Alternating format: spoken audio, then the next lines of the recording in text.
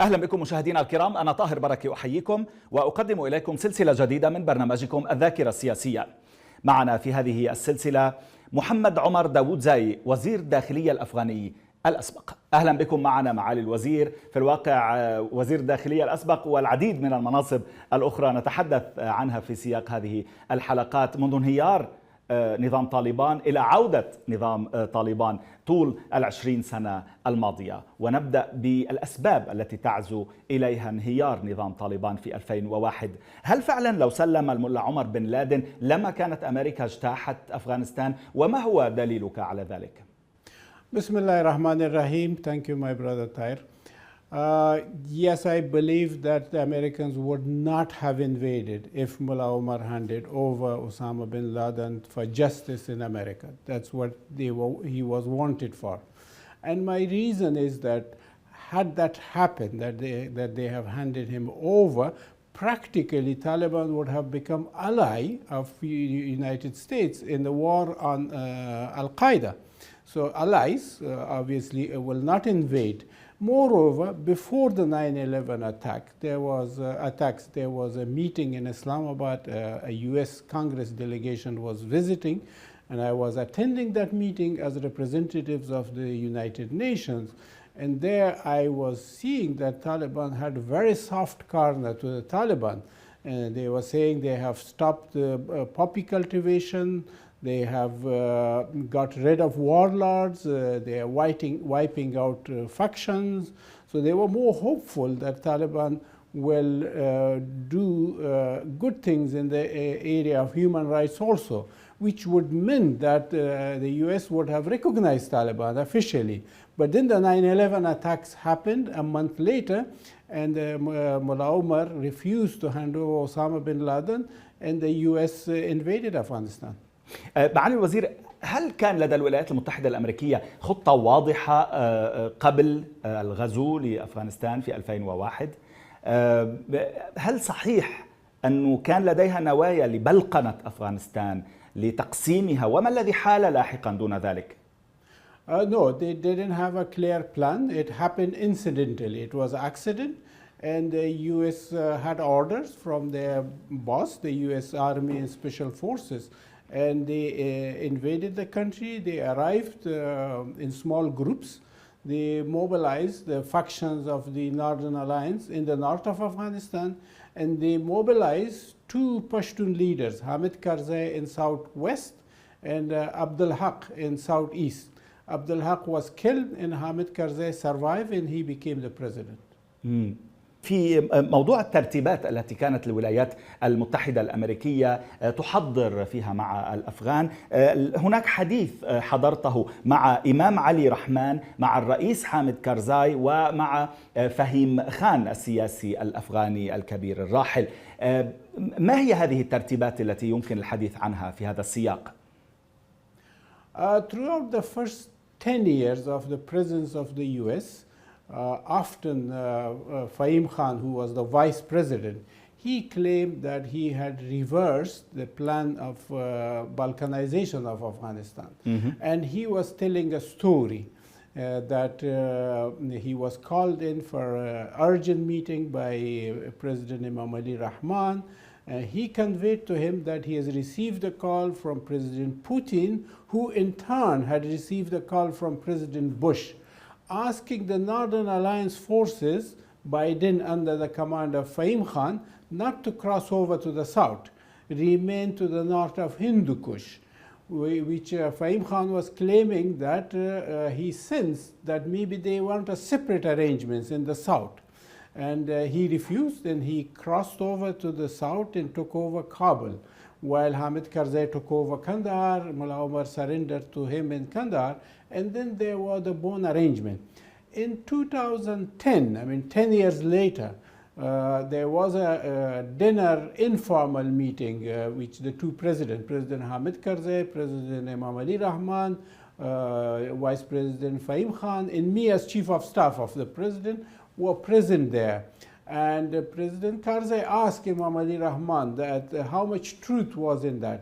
And he recited the story exactly as we had heard from Fahim Khan. كيف نفهم دخول بوتين على الخط آنذاك ليوصل رسالة من الأمريكيين إلى الأفغان.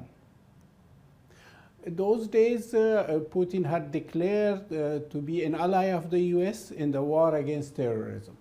He gave them a base in Uzbekistan. The Manas base was given to Americans. In fact, the first American special forces that crossed over to Afghanistan landed in Uzbekistan, in Manas, and Manas was under control of Russia. So Russia was an ally of the US war against terror. Now, was Russia part of that plan of balkanization? I have no idea. But to complete the story, in 2007, when I visited Camp David along with President Karzai, there was an aide of President Bush who took us around, and they took us to one room where a meeting took place on how to invade Afghanistan, how to send troops to Afghanistan to extract Osama bin Laden and to topple Taliban regime. And he told us the whole story. Now, I took the opportunity to ask him that was there any plan to balkanize Afghanistan?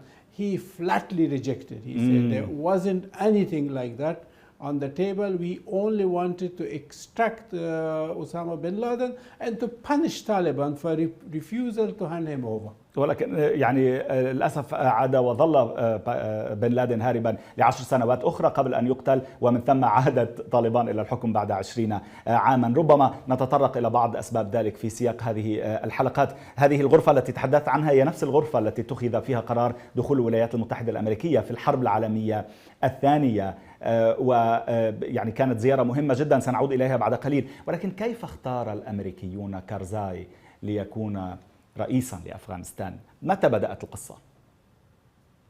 Well, the story begins in October 6, or rather in the month of October. I don't recall the exact date. Like I said earlier, a group of special forces of the US landed in the north of Afghanistan, and they started assisting the remnants of the Northern Alliance to rise up against the Taliban, which they did. And also to the south, the special forces mobilized Hamid Karzai, and some of the special forces traveled along with him to Uruzgan. And when Taliban came to take him, to arrest him, the special forces resisted, and then the special forces helicopters extracted him and took him to an unknown location, maybe somewhere in Pakistan. The other leader was Commander Abdul Haq, who hailed from southeastern Afghanistan. He was also mobilized in Peshawar to move in and mobilize the southeastern Pashtun tribes against Taliban. He was not accompanied by any American special forces, but he was given a special satellite phone. And when he came under attack, he tried to use the phone, but it didn't work. And he was caught and killed by the Taliban. So Hamid Karzai was left as the only Pashtun choice. وذلك لأن الولايات المتحدة والأمم المتحدة كانتا مصرتين على أن يكون الزعيم الأفغاني الجديد من البشتون. ما السبب الذي أعطوه لذلك؟ That was a bit later. The US instructed its team led by James Dobbins, Ambassador James Dobbins, and Ambassador Khalilzad was also part of his team. And the UN Secretary General appointed Ambassador Lakhdar Ibrahimi to hold a meeting of Afghan leaders in Bonn, in Germany, to decide on a successor arrangement after Taliban's collapse. And in that proceedings, I was present, but I was part of the civil society meeting, not the political leaders meeting, but we knew what was going on in each of those meetings. Now, in the political leaders meeting, there was 4 main factions. One was led by ex-King Zahir Shah, and Hamid Karzai was supposedly part of his team. The other was the Northern Alliance team, and the third one was the Peshawar team, which was headed by Pir Hamid Gailani. And the fourth one was called the Cyprus group, which partly included Gulbuddin Hekmatyar's people. Now, the 4 groups came together. They were all together around 25 leaders. and they were supposed to decide on a leader to succeed Mullah Omar. Now there were other candidates. Apparently King Zahir Shah nominated Sattar Sirat, who was his minister in 1970s and 60s. He nominated him to chair the new administration. It was not presidency or prime ministership. It was chairmanship of the new administration. Now his nominee was rejected by the US and the UN officials, saying that the successor to Mullah Omar should be a Pashtun and should be from Kandahar. So they retried the whole process. And that's how Hamid Karzai came to the top. But then, if you allow me, I have heard recently another version that was going on in the background, not in the front, that some European countries wanted the kingdom, the monarchy to return back to Afghanistan, monarchical system. And Americans and Iranians were interestingly against the monarchical. Americans for their own reason, and Iranians didn't want in their neighborhood for a king to return back. So it may have had a dominoes impact on them. Now, ultimately, Americans prevailed, and they went for presidential system, starting with Hamid Karzai as chairman of the administration, and then agreed on a 4-year roadmap. And that roadmap included like 6 months, Hamid Karzai as chairman of interim administration, then a Loya Jirga, a grand assembly, that would endorse a new president for 18 months, and then after that approval of constitution, and then elections, and then the process will go on. That was the roadmap. So they agreed on Hamid Karzai because he was a Pashtun from Kandahar, and perhaps because he was known to Americans more than anybody else. وهذا ما قصدته بأحد أسئلتي السابقة لأعرف أكثر عنك. متى بدأت علاقة كرزاي بالأمريكيين؟ لأن البعض يصف برجل الأمريكيين في أفغانستان. أستمع إلى الإجابة بعد الفاصل لو تكرمت. شكرا لوجودك معنا مجددا. مشاهدينا الكرام، فاصل قصير قبل أن نتابع ما لدينا في هذه الحلقة. When Rabbani saw that the Shura Nizar, which is his force, is against him, and they want Karzai to replace him, then he vacated the seat.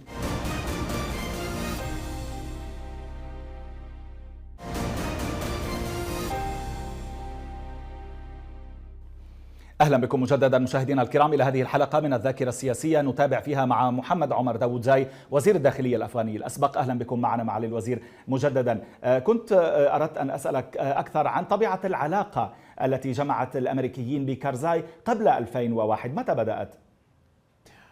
When the Soviet Union invaded Afghanistan, Hamid Karzai was studying in Simla in India.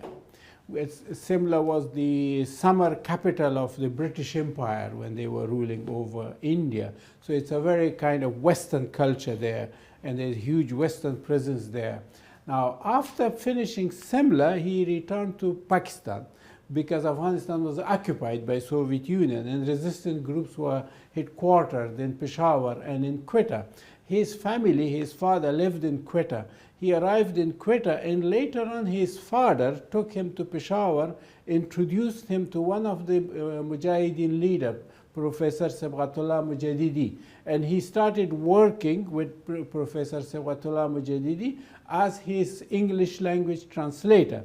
And President Mujahidi obviously was having very close relationship with the US embassies and many other embassies in Islamabad. And Hamid Karzai says that this is when the first time he came into contact with the US embassy and with the US ambassador. But I have heard other stories, I cannot confirm it, that even when he was in Simla, he was in touch with Americans and other Western agencies who were looking for talents to go to Peshawar and lead the resistance against the Soviet Union. لكنك ستسمع لاحقا من الجنرال إحسان الحق رئيس هيئة القوات المشتركة الباكستانية عن هذا الموضوع، وسيقول لك بأنه الاستخبارات الباكستانية رشحت أيضا كارزاي وأصرت عليه، ولكن لماذا؟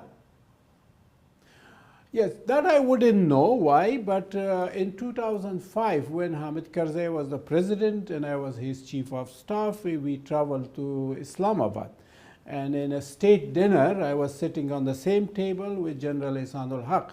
At that time, he was chairman, Joint Chief of Staff Committee, but he told me that in 2001, he was Director General of ISI. And the Lakhdar Brahimi sent him a delegation from Bonn asking him who would be the most suitable candidates. And General Ihsanul Haq said that he mentioned Hamid Karzai. And I asked him the question that why did you nominated him? He said, well, as Director General, I follow the rules of my agency. The agency told me to nominate him. يعني الاستخبارات الباكستانية كانت تريد إرضاء الاستخبارات الأمريكية في هذا الترشيح لكرزاي؟ Could be. That's possible. هل سألته عن عدم دعوة طالبان إلى مؤتمر بون؟ He also said that they should have been invited and this is a shortcoming, this is a default. That's what he said. And my opinion also at that time was that we can come to that later, that Taliban should have been invited to the Bonn conference. And what I heard from my opposite side, the Americans, mainly, they said Taliban no more, they don't exist, and if they exist, we will wipe them out. So there's no need for Taliban to be present. That was a mistake. إذا كانت هذه الرغبة الأمريكية على حساب كما يقول بعض المصلحة الأفغانية لو حصلت منذ ذلك الحين ولم نصل إلى ما وصلنا إليه. عموما ما كانت مقاربتك في مؤتمر بون حول تشكيل الحكومة ولماذا اصطدمت بالأخضر الإبراهيمي وزلماي خليل زاد؟ Okay, there were two reasons. When they decided on the new administration, they came and they announced the decision from the civil society meeting, which I was chairing. And there, when they announced that Hamid Karzai will be the chairman, and then the entire cabinet were leaders of the war, Mujahideen leaders. And for two reasons, I raised objection. I said, first, that you had not invited Taliban, which you should have invited, because Taliban are the moment the biggest faction in the country. Which that was the reply I heard, that Taliban are no more, they are not going to exist. My second objection was that at this critical juncture, people of Afghanistan would accept any administration because they are fed up with the war between factions, including Taliban. Any new administration they would welcome, regardless of who the administration is and who is at the top. I said this was the opportunity that you should have agreed on a technocrat cabinet, on a cabinet that is led by educated Afghans. And Afghans would have accepted, and a new chapter would have begun in the life of the Afghan people.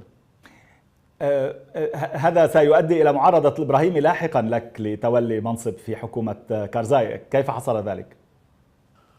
Yes, when I joined President Karzai as his chief of staff, one day as a friend, he told me that I wanted to know why was Lakhdar Brahimi against you becoming my chief of staff. I said, I don't know, but this is what happened. I raised this objection.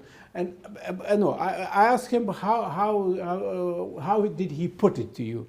He said, well, he put it like if you are against this administration, the President Karzai's administration. I said, no, I was not against this administration. I was pinpointing the faults in the process. And I mentioned to him that this was what I was insisting, that Taliban should have been invited and technocrat ministers. And Karzai said, well, I think you had a point. I said, well, yeah. But I think later on in the political life, there was one instance where Lakhdar Brahimi told me that you are right. We missed the opportunity. كيف أقنع أمراء الحرب الكبار بالتنازل لكرزاي؟ رباني تقريبا نصب نفسه، كان هناك مشكلة مع إسماعيل خان أيضا. كيف أقنع هؤلاء القادة الكبار بالتنازل لصالح كرزاي؟ Various techniques, like we have the Shorai Nizar group, the people from Panjshir, the leaders from the Panjshir Valley. They were very much supportive of Karzai, and they were very much supportive of Karzai replacing Rabbani. So they played a key role in convincing Rabbani. When Rabbani saw that the Shura-e-Nizar, which is his force, is against him and they want Karzai to replace him, then he vacated the seat. And also back in Bonn, they were one of the 4 major groups, the Shura-e-Nizar. So they had decided that Karzai should replace Rabbani. But in regard to Ismail Khan, I think there were 2 factors. Americans worked on him, and Iranians worked on him, because Iran also wanted Karzai to be the chairman and for that arrangement to work. I'm not saying Iran was supporting Americans, but coincidentally they were on the same line. سأعود إلى هذه النقطة، ولكن لماذا فصيل رباني نفسه وقف ضده مع كرزاي عندما نتحدث عن شوراء نزار؟ كيف ذلك؟ Rabbani's main military force was Shura-e-Nizar, and Shura-e-Nizar was convinced that Karzai was the right choice, because none of them could become president. None of the leaders after Massoud's assassination were of that level to become president at that stage. And there was maybe rivalry between Jamiat and Shura-e-Nizar or whatever, that's among them. But Marshal Fahim Khan, vice president, many times I heard from him that he convinced Rabbani to vacate the seat for Karzai. هل استخدمت الأموال والوعود بالمناصب إلى ما هنالك في هذه المحاولات لإقناعهم؟ Not by Shura-e-Nizar, but later on by Hamid Karzai, the president. He promised in 2004 elections, and even the Loya Jirga, the constitutional Loya Jirga, he asked for Rabbani's support, and he told him that when we have a parliament, then Karzai will support Rabbani to become the chairman of the parliament, which never happened. ولكن كانت هناك أموال تتدفق إلى زعماء الشيوخ والقبائل وإلى بعض أمراء الحرب لإقناعهم بالسكوت عن كل ما يجري في المرحلة الجديدة، أليس كذلك؟ Yes, there were complications. That's why Professor Rabbani could not become chairman of the parliament. There were complications. Even if President Karzai wanted, he would not have been able to implement it. نعم، ولكن سؤالي كان هل فعلا دفعت أموال وقدمت وعود بمناصب فقط من أجل شراء سكوت شخصيات معينة؟ Not at the level of Rabbani. He was never paid. But yes, certainly in the Loya Jirga, outside Loya Jirga, in those first few years, a lot of money was floating around and were being paid by the Afghan government and by international community. Not only money, contracts were given to certain people to support the administration. هل كانت هذه سياسة حكيمة؟ Not really, no. It was laying down the seeds of corruption. عظيم. أريد أن أعود إلى نقطة إيران أمريكا. قلت أنه بالصدفة توافقا على يعني حامد كرزاي رئيسا. يعني إذا قلنا بأنه حامد كرزاي يتواصل مع الأمريكيين من قبل 2001 منذ كان في الهند كما تفضلت، ما السبب الإيراني؟ Before the 9/11, Karzai made at least one visit to Iran, maybe 2, to meet with the Afghan Shiite leaders in Iran. And he developed a good relationship with Iran.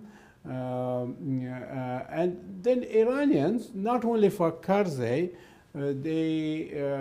if you read the writings of Jawad Zarif in some of his interviews, he says that he advised the Shura-e-Nizar to accept the deal. And his words were that you cannot find a better deal than this one. Karzai is the right person, so go for it. That's what Jawad Zarif confessed, that he had a role. And Jawad Zarif was, I think, the leader of the Iranian team in the Bonn Agreement. But like I said earlier, Americans didn't want a return of monarchy to Afghanistan. And Iran didn't want return of monarchy. So there were incidentally a convergence of interest. Maybe it was temporary, but there was certainly a convergence of interest. ولكن هل كرزاي رغم كل هذه الأسئلة التي نثيرها مع إجاباتها، هل كان كرزاي الحاكم الفعلي لأفغانستان؟ In the first few years, no. Karzai was one of the three presidents.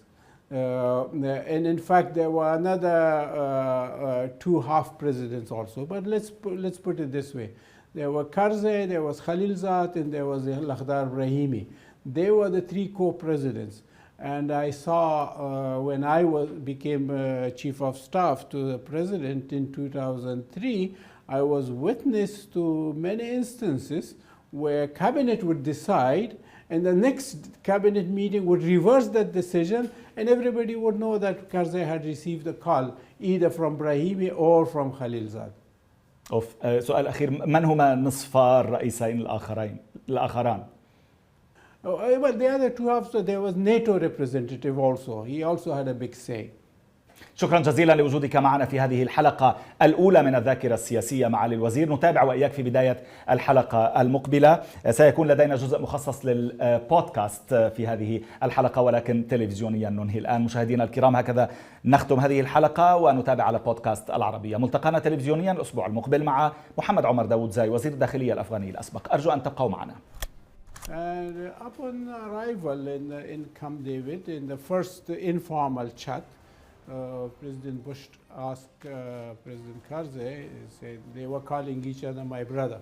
He said, my brother, do you want the Duran line?